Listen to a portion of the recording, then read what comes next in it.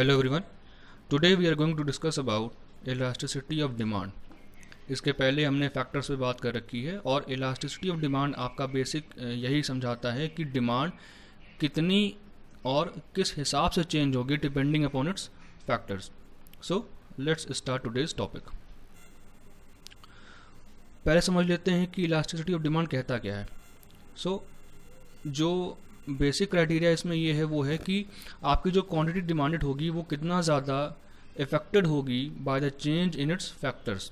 Factors की बात करें तो यहाँ पे मेनली बस 3 चीज़ों को कंसिडर किया गया है, that is price, income and price of related goods. Cross elasticity आपकी इसी के बारे में बात करती है कि जो आपके रिलेटेड कमोडिटीज़ हैं उनसे आपकी डिमांड कितनी ज़्यादा अफेक्टेड होती है. सो as far as elasticity of demand is concerned, it is the responsiveness of the quantity demanded of a commodity to change in one of its variables on which demand depends.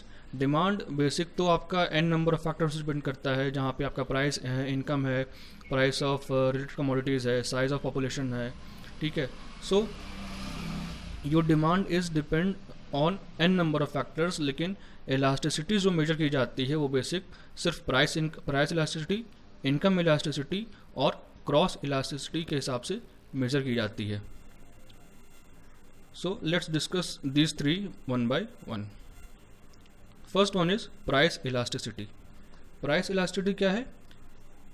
जो आपकी quantity होगी demand की वो कितना ज़्यादा change होगी in respond to change in its price. अब change निकालते कैसे हैं? किसी भी वेरिएबल में चेंज निकालने के लिए बस आपको 2 चीज़ पता होनी चाहिए, फाइनल क्वांटिटी और इनिशियल क्वांटिटी, या फिर final and original quantity, final minus initial upon initial. यही एक फॉर्मूला है आपकी किसी भी वेरिएबल में चेंज निकालने का. सो अगर क्वांटिटी की बात की जाए यहाँ पे, सो चेंज इन क्वांटिटी अगर निकालना है आपको तो चेंज इन जो आपकी ओरिजिनल क्वांटिटी होगी उसमें उसको आप माइनस कर देंगे from your final quantity, which means that final quantity minus initial quantity upon initial quantity. Again price में चेंज निकालना होगा तो final price minus initial price upon original price या फिर initial price. So this was all about price elasticity of demand. ये देखिए example के form में एक समझाया है. यहाँ पे क्या है, the price decreases from ₹6 to ₹4. Price आपका 6 to 4 यूनिट पे चला गया है और जिसकी वजह से क्या हुआ है कि डिमांड आपकी बढ़ गई है फ्रॉम 10 यूनिट्स टू 15 यूनिट्स. हमको पता है कि प्राइस और डिमांड में इनवर्स रिलेशनशिप होता है, which means that if the price falls demand will go up. यही यहाँ पे बताया गया है कि प्राइस आपका जो है 6 to 4 यूनिट्स कम हुआ है, दैट इज 2 यूनिट्स, और जो डिमांड है आपकी 10 to 15 बढ़ी है, दैट इज 5. रिजल्ट क्या हुआ?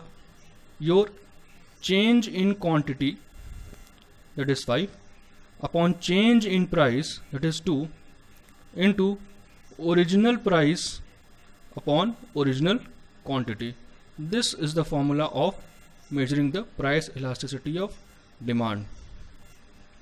देखिए यहाँ पे change in quantity upon change one original quantity into original price upon change in price. Further, income elasticity. Income elasticity क्या है? Percentage change in quantity demanded upon percentage change in income. अब basic चीज़ें वही है कि जो आपका numerator होगा that will be concerned about percentage change in quantity demanded, और किसके हिसाब से? with respond to change in the income. Income कितना ज़्यादा इफेक्ट कर रही है on your quantity. अगेन यहाँ पे भी सेम क्राइटेरिया होगा निकालने का, final quantity minus initial quantity upon initial quantity and final income minus initial income upon initial income. Next is your cross elasticity of demand. यहाँ पे बात आती है प्राइस ऑफ रिलेटेड कमोडिटीज़ की, जहाँ पे जब मैंने समझाया था आपको फैक्टर्स के रिगार्डिंग. सो इसमें 2 तरीके के गुड्स आपको बताए थे, कॉम्प्लीमेंट्री एंड सब्सटीट्यूट गुड्स. सो जैसे मान लीजिए कि अगर कार का जो डिमांड होगी वो अफेक्टेड होगी किस पे? पेट्रोल के प्राइस पे. अगर पेट्रोल का प्राइस बढ़ गया है तो कार की डिमांड ऑटोमेटिकली कम हो जाएगी। वही तरीका यहाँ पे देखिए समझाया गया है, पर ये change in quantity of commodity X with respond to change in the price of commodity Y. किसी एक कमोडिटी का प्राइस दूसरे की क्वांटिटी पे क्या इफेक्ट डालेगा, that is the measure of cross elasticity of demand. इसी फॉर्मूले को फर्दर यहाँ पे थोड़ा सा एक्सटेंड कर दिया गया है। जस्ट अ सेकेंड, ये देखिए यहाँ पे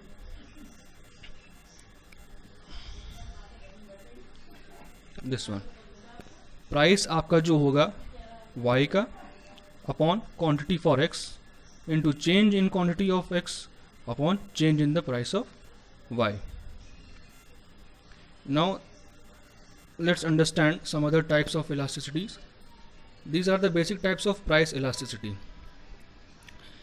In the first case, when the price elasticity is infinity, यहाँ पे क्या होता है कि वो demand will be perfectly elastic. मतलब क्या है कि जो आपका प्राइस में चेंज होगा वो बहुत ही कम होगा, it will be slight change in the price, और क्वांटिटी में जो चेंज होगा वो बहुत ही ज़्यादा होगा as compare to your change in price. Just a second, I will show you the diagram. It is the case of this.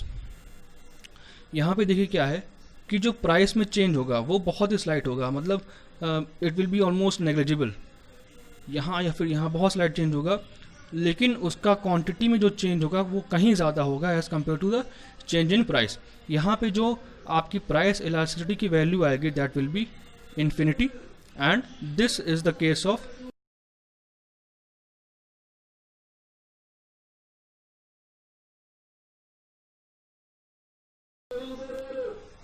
next is your perfectly inelastic demand। यहाँ पे क्या है कि आपकी प्राइस की इलास्टिसिटी ज़ीरो हो जाएगी। In this case your demand will be constant, जो आपकी क्वांटिटी डिमांडेड होगी वो कांस्टेंट रहेगी, और प्राइस डजेंट मैटर कितना भी बढ़ सकता है या फिर कितना भी कम हो सकता है। We are talking about this case. यहाँ पे डिमांड जो है आपकी कांस्टेंट है, you can see it is a vertical line, demand आपकी कांस्टेंट है, और प्राइस यहाँ पे ये भी हो सकता है, ये भी हो सकता है, ये भी हो सकता है, it may be go up और गो डाउन। ठीक है, you can take the example of some rare coins, या फिर एक फॉर इंस्टेंस से द पेंटिंग ऑफ मोनालिसा की जो पेंटिंग है उसकी आपके पास एक ही यूनिट है, ठीक है, उसकी आप क्वांटिटी बढ़ा नहीं सकते हैं। सो इट डजेंट मैटर उसका प्राइस कितना भी हाई जा सकता है, बट आपकी डिमांड जो होगी वो कांस्टेंट ही रहेगी। Next is your when price elasticity is greater than 1। यहाँ पे क्या है कि the percentage change in the price will be more than the percentage change, sorry, the percentage change in the quantity demanded will be more than the percentage change in the price। जो quantity में आपका फ़र्क आएगा वो कहीं ज़्यादा होगा उसके प्राइस में चेंज आने से। In such case consumers generally switch to new brands when the price of the particular brand increases. अब ऐसे में होता है क्या है कि अगर मान लीजिए क्लोज सब्स्टिट्यूट्स उस प्रोडक्ट के अवेलेबल हैं, सो वहाँ पे कंज्यूमर क्या करेगा कि अगर पहले वो कमोडिटी एक्स खरीद रहा था, सो अगर उसका प्राइस बढ़ जाता है तो जनरली वो अदर कमोडिटी पे मूव ऑन कर जाएगा। You can just understand it, just a second. आपका ये जो केस है it is the elastic demand. यहाँ पे देखिए जो परसेंटेज चेंज इन प्राइस है आपका, उसमें बहुत ही लेस चेंज आ रहा है as compare to change in quantity. Quantity आपकी इतनी देखिए, ये this is your quantity, and price की बात करें तो इतना स्लाइड चेंज बस प्राइस में आ रहा है। ठीक है, सो यहाँ पे क्या है कि आपकी जो क्वांटिटी में चेंज आ रहा है it is much more greater as compare to change in the price. Next is your when price elasticity is less than 1। Less than 1 में क्या है कि again there will be less change in quantity demanded as compare to change in price. इस case में आपके देखिए in elastic demand में आपकी जो क्वांटिटी होगी, मान लीजिए ये क्वांटिटी है आपकी और प्राइस आपका इतना बड़ा है, बट यहाँ पे यू कैन सी जो यहाँ पे मार्जिन जो गैप है क्वांटिटी में कहीं ज़्यादा कम है as compare to change in the price.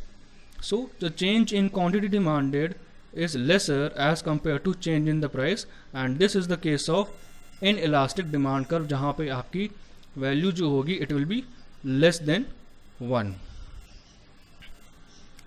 And last one is when elasticity of price is equal to 1. यहाँ पे क्या है कि आपकी डिमांड जो होगी it will be unitary elastic. Just look at this case. Demand जो होगी आपकी न्यूट्री इलास्टिक होगी. यहाँ पे मतलब क्या है कि इलास्टिसिटी ऑफ प्राइस जो है आपकी it will be equal to 1. यहाँ पे द क्वांटिटी डिमांडेड में जो चेंज आया है वो ठीक बराबर होगा किसके, चेंज इन प्राइस के. So this was all about your price elasticity and income elasticity and cross elasticity. I hope कि आपको सारी चीज़ें क्लियर हो चुकी होंगी. Thank you so much.